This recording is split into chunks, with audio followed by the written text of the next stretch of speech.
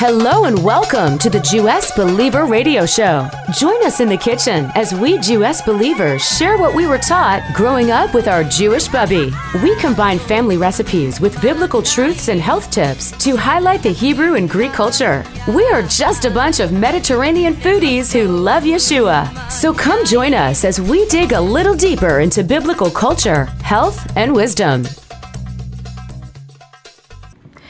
Hello, this is Jessica Stern Foster. I'm sitting here today in the Jewess Believer kitchen on the Chesapeake shores of Maryland. But going back to the lemons, so when we're thinking of making lemonade out of lemons, we must see the Lord in a similar light and appreciate Him and His creative genius. He can take any set of circumstances and within a few master strokes of grace and mercy, bring a new picture into view. One thing that I just love about that is that His love shows through when He does things, and with one word, He can change anything. There's nothing that Satan and sin can introduce into our lives that the Lord cannot transform into something that will glorify Him. The Lord works through us to guide us. He asks us to work together with Him to achieve His will, just like it says in Romans 8:28. Things will work together for those that love Him and according to His purpose. But even more amazingly, the Lord asks us to work together with Him to achieve this. He asks us by asking us to pray, to trust in Him, to obey Him, to speak His word, to love one another, and to seek after Him. As the English proverb well expressed it, God supplies the milk and we bring the pail. My bubby often said that English proverb. She would say, well, the Lord will supply the milk, but you better bring your pail, and out of that milk you can make many things. There are times where we get these lemons that are damaged, and anyone knows that a damaged lemon can become moldy more quickly. It can become more susceptible to rot. And when it's around others, it can rot others more quickly. This asks a question: how do we turn tragedy into triumph? We interrupt for a quick Bubbietza. These are simply recipes from the Jewess Believer Kitchen with practical advice on the preparation and cooking techniques that have been used by my family for generations. Scientists at the Center for Autoimmune Diseases at the Tel Aviv University recently discovered a link between depression and our sense of smell and found that citrus fragrances, particularly lemons, directly affect neurotransmitters in the brain of mice. Now, these aromas help boost serotonin, which is that feel-good hormone. You know, that feeling that you get on Thanksgiving when you're full and you're just relaxed and calm. It reduces the levels of your stress hormone. I found that pretty amazing, that lemons can reveal the complexity of God's design. I know that my bubby had always said, when life gives you lemons, make lemonade. And I do like that soury, sweet taste that you can get from lemons. But of course, you have to add the sweet because, let's face it, lemons are pretty sour. Well, there was one woman who, in this study, replaced 15 years of antidepressants with the use of lemon therapy. I don't sell oils or anything like that, but our family has been using oils, the essential oils as they call them, for generations. We use them in our cooking and our food and our cleaning. And anyone who knows me knows that I love lemons. I also love limes and other citrus fruits, but lemons in particular. When I use lemons in my tea, I put a lot of them because I also like to make a homemade lemonade. Not every day, but often. And I love anything with that tart lemony flavor. This study makes me even more fond of lemons. Isn't it amazing how the Lord can use something sour for our good? It adds meaning to the saying, just like Bubby said, when life gives you lemons, make lemonade.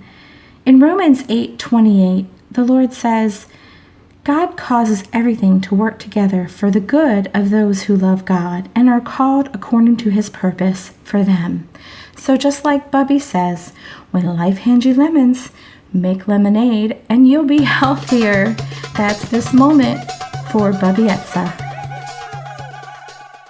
The term superfood has been branded around, and this tends to change a little bit with various fruits and vegetables. But the humble lemon, however, it consistently, uniquely is so versatile. Just like my Bubby said, you can take a lemon and you can make anything. You can make lemonade, but if you don't need the sweet, it's because you're already sweet enough. Well, the Lord's limitless resourcefulness allows him to attach his own meaning to many negative events. Did you know that Jesus turned over the tables in the temple not just once but twice? Once when he was 31 and then again when he was 33. The high priest at that time rotated between the father of the king and the father-in-law of the king. When Jesus was 31 and when Jesus was 33, the odd years, the father-in-law was the high priest. Jesus flipped the tables and cost him money in the temple because that money was for 2 years of his living, and he went over 4 years without any money and without the extra that he had planned. So he wanted Jesus dead, and this is why they often say that the root of all evil is money, and this is why he pursued to push for Jesus to be crucified. Now, there are some people who think that Jesus only tipped over the temples and whipped people twice in the temple, but the second chapter of John explains that during the Passover, Jesus went to the temple of Jerusalem and made a whip of cords and drove out the money changers who were doing business there. He also poured out the money and turned over the tables in John 2:13 through 15. Jesus said that those who sold doves, take these things away. Do not make my Father's house into a merchandise. That was in John 2:16. The synoptic gospels of Matthew, Mark, and Luke also tell of Jesus entering the temple and driving out those who bought and sold, overturning the tables and telling the crowd that he had turned the tables over and that the tables at the temple had been turned into a den of thieves. Scholars of the Bible need to realize, and believers, that the similarity does not necessarily equal the sameness. In other words, just because two accounts are similar, it does not mean they refer to the same thing. In this case, the solution is actually quite simple. Jesus cleansed the temple on at least 2 occasions. The first time was near the beginning of his ministry, which was when he was 31, and it is described in John. The final time was prior to his death at 33, which is described in Matthew, Mark, and Luke. So rather than automatically crying contradiction, we should see that the solution can be found that it's 2 different times. The most obvious difference here has already been explained in the events that took place that point to Christ's ministry, once in the beginning and once in the end. So when we look a little closer and we dig a little deeper and we see through the magnifying glass that these accounts have other differences can be found. In John, Jesus was immediately confronted by the temple officials who asked, "What sign do you show us since you do these things?" And John revealed that the Lord responded by pointing to his future resurrection. "Destroy this temple, and in 3 days I will rise up." That's in John 2:19 and in John 2:22. There is no mention of the confrontation of Christ's prophecy in Matthew, Mark, or Luke. In contrast to this, the record that follows the second cleansing, Jesus began to teach those who were in the temple and heal the blind and the lame that came in. So when people ask you next time, what would Jesus do? Guess what? Turning over temples and whipping people is not out of the realm of possibility. But on the second time, he was a little bit older in ministry, and he helped people, loved people, healed people, and taught them. Going back in 1 Corinthians 2:8, however, the princes of the world, Satan and his hosts, are to blame for crucifying Jesus. Had they known about the power of Jesus' resurrection, the subsequent outpouring of the gift of the Ruach HaKodesh, or the Holy Spirit on Pentecost, they would have let him live. So we see that it was actually Satan behind the scenes pulling the strings. Who was responsible for Jesus' death? In the end, it was Satan. For we wrestle not against flesh and blood, but against powers and principalities and evil forces. But in Philippians 2:5, it reveals that Jesus obeyed the Lord unto death and crucifixion, indicating that this was the Lord's will for him so that he might redeem man. Because when the garden happened and Adam and Eve ate of the tree, the garden was locked and the keys to hell and death were taken, and Satan had them. Satan had a rule and reign. And from the very beginning, everything is about the redemption of man to Christ, to the Lord, because the Lord wants to have an amazing relationship with us. So he had to send his son to take back the keys of hell and death. The Lord knew that having his son to die for our sins, he would be able to rectify the sin problem for all time. The Lord did not, however, work in evil men to have them do what he wanted them to do, for they were already being moved by evil things and unrighteousness and manipulativeness.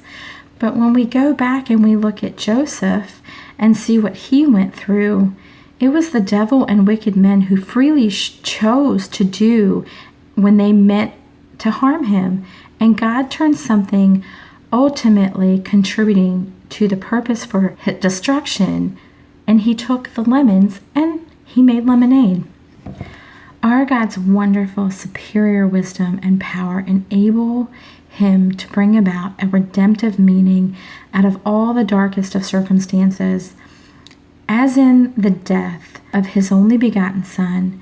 How he is able to allow created beings total freedom to oppose him, yet but still bring to pass his overall and marvelous, beyond our comprehension, is why we love and worship him, and why I desire to serve the Lord.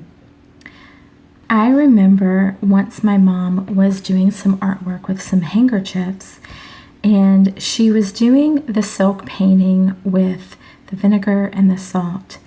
And I remember her crying one day in dismay because she thought she had ruined one. And a little later, she returned to the handkerchief to work on it, and God gave her a new vision to remake it so it wouldn't be ruined. It ended up being one of the most attractive designs of handkerchiefs, and it wasn't ruined. I guess it was more of a scarf than a handkerchief, but it was absolutely lovely. But she had to step back, and sometimes we have to find that we step back in things. And I remember my bubby saying to me when I was little that sometimes we have to get perspective. Sometimes we have to step back from a situation that is looking bleak and looking meek and not looking amazing, and we have to humble ourselves and find a different perspective. One instance she showed me is because she was quite taller than I was. Obviously, I was a kid and I would not be able to see things like she could. I remember her having to lift me up so I could see things, or having my papa lift me up so I could see over the rail or see over the fence. But her perspective, sometimes she could see the utility lines or billboards in the way, where I was much smaller. If I was standing on a bridge and if I was able to see over the railing, then I would get an amazing and immaculate view. So sometimes we have to step back and get perspective, just as Bubby talked about. And my mom had done just the same when she was working on her watercolor scarf. She had to step back from it, get some perspective, and then she was able to dig a little deeper and rearrange it and still make something absolutely amazing. Making something from the impossible to the possible is just like the Lord's nature as he transforms things. And this is definitely illustrated in the cross. No greater tragedy could have been imagined than Jesus dying on the cross. It wasn't a fate that he deserved the suffering or the agonizing, yet out of it, Jesus brought good. He took the suffering and the evil at Calvary, and out of it, he fashioned the greatest victory that history has ever seen, and the most important one, because on the third day, he rose again, so that he is still alive. My God is alive, and he is not dead. We interrupt for a quick babietza. These are simply recipes from the Jewess Believer Kitchen with practical advice on the preparation and cooking techniques that have been used by my family for generations. Here's a quick babietza. Have you ever had sore and puffy eyes? Have you ever been crying out to the Lord in prayer or deep in praise and worship, and your eyes get swollen and puffy because you're deep into that expression? Or have you ever had hay fever or allergies where you just get sore and puffy eyes? Well, my bubby would say, you can use lemons for that. Of course, some people would kind of look at her like, lemons? Really? You're going to put lemons on your eyes? Well, not exactly, because it's not advisable that you put lemon juice in your eyes or on your eyes, but adding some lemon juice, a drop or two, to a small warm cup of water, it won't do any harm. Now, you simply use the solution as you would any normal eye wash to smooth away the sore eyes. If your eyes are a bit puffy, maybe from hay fever or from that late night prayer meeting, try squeezing a little bit of the juice of the lemon into a small bowl, or you can do like my bubby would do. She would keep an extra spray bottle, add some warm water, and add the juice of a lemon, and then she would spray that on her face. Additionally, you can add 2 slices of cucumber. You want to slice them thinly so that they can mold to your eye a little bit better. And you want to place them in a bowl with the juice of a lemon for 2 to 5 minutes. Some people say 1 to 2, but I say 2 to 5. You really want to get that lemon juice to soak in there with the properties of the cucumbers. And then you can place the cucumber slices over your eye, sit back and relax, give you some extra prayer time or just quiet time in the Lord. This will not only get rid of your puffy eyes, but it'll also help reduce dark circles. And then while you're relaxing, you can just soak in Yeshua. So that's it for this babietza. God's capacity to work for our good and the good of the world extends to everything that happens. Nothing lies beyond his ability to respond to things creatively and work toward the fulfillment of his purpose. He is definitely the original outside-of-the-box thinker, as my Bobby would say. In many ways, the Bible is a long record of the Lord's responses to the mistakes and failures that we have made as people, and of his ability to bring something good even from the most negative things. How amazing is that? Just like a lemon, God turns up and can make anything out of nothing.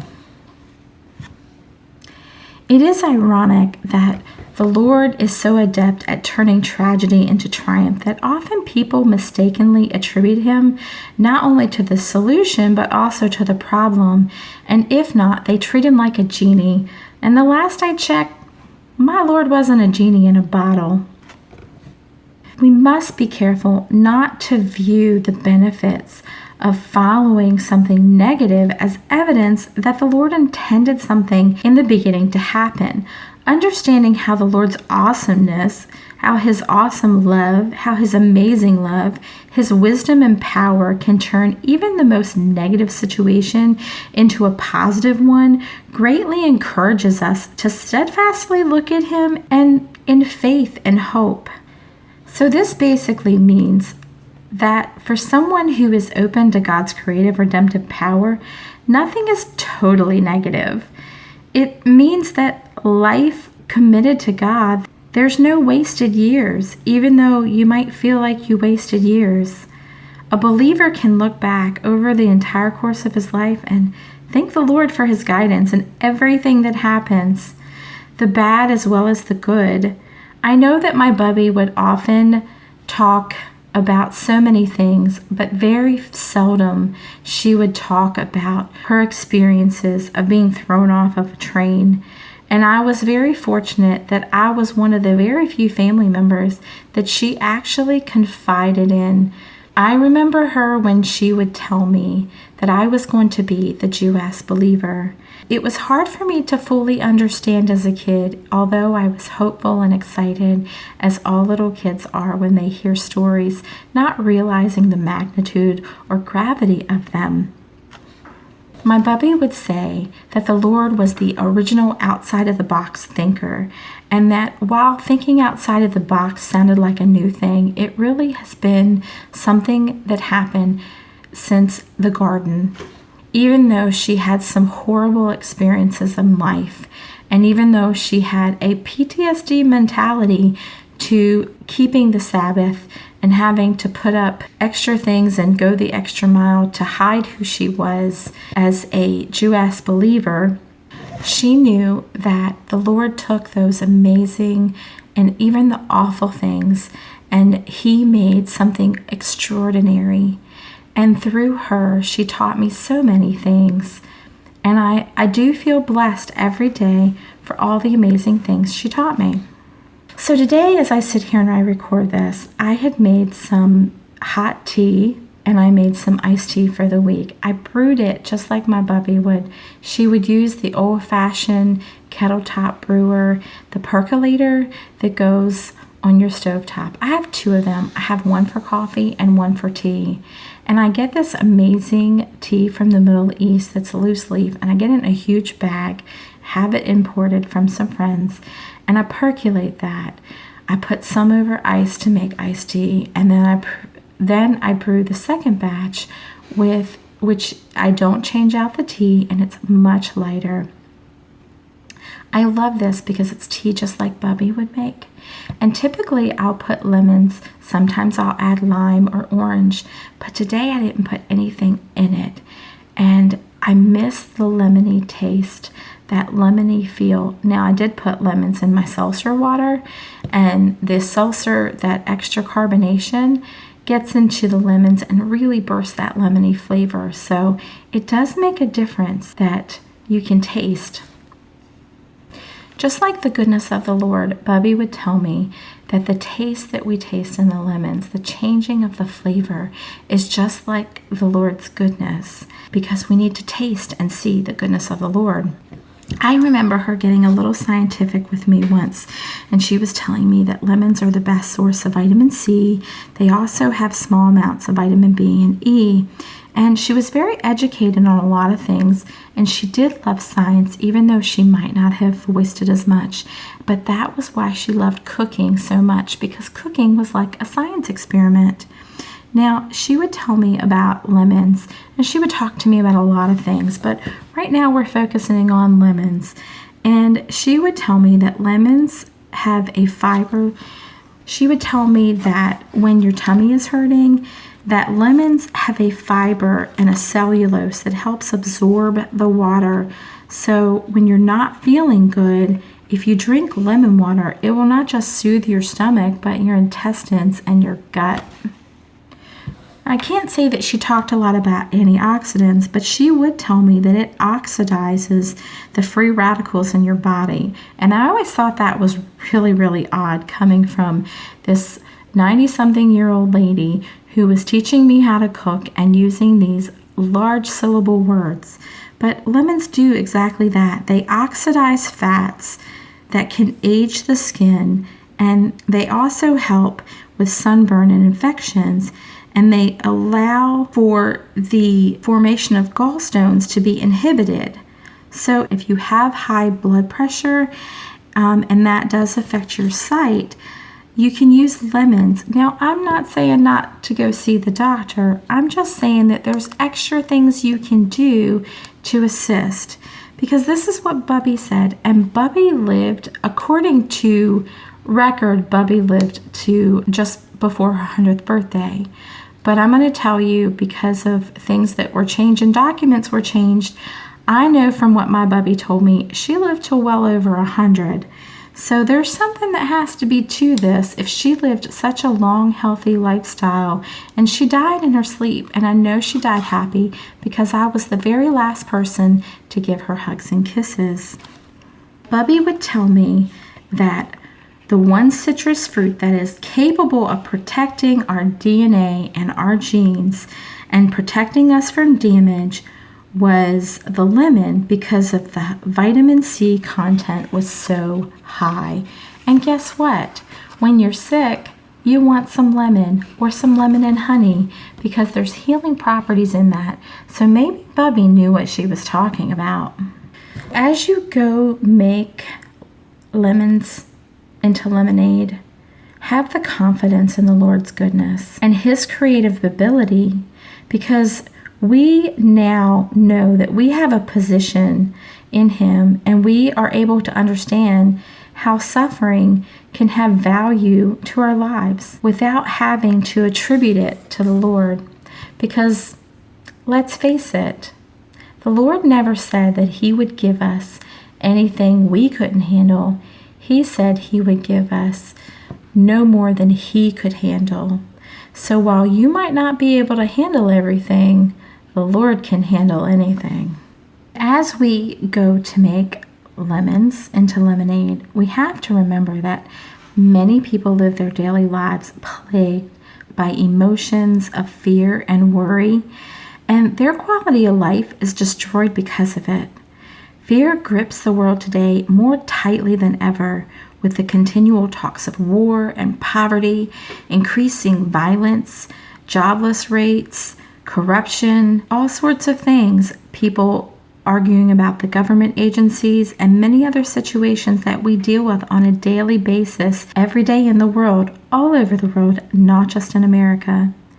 As believers, we have to remember that sin is the reason for all the fear and devastation all around us today. It is because of this, as a nation, we have lost the fear of the Lord, and we have decided to kick God out of our lives and our countries in favor of not offending other religious groups. But yet, we don't care if we offend God.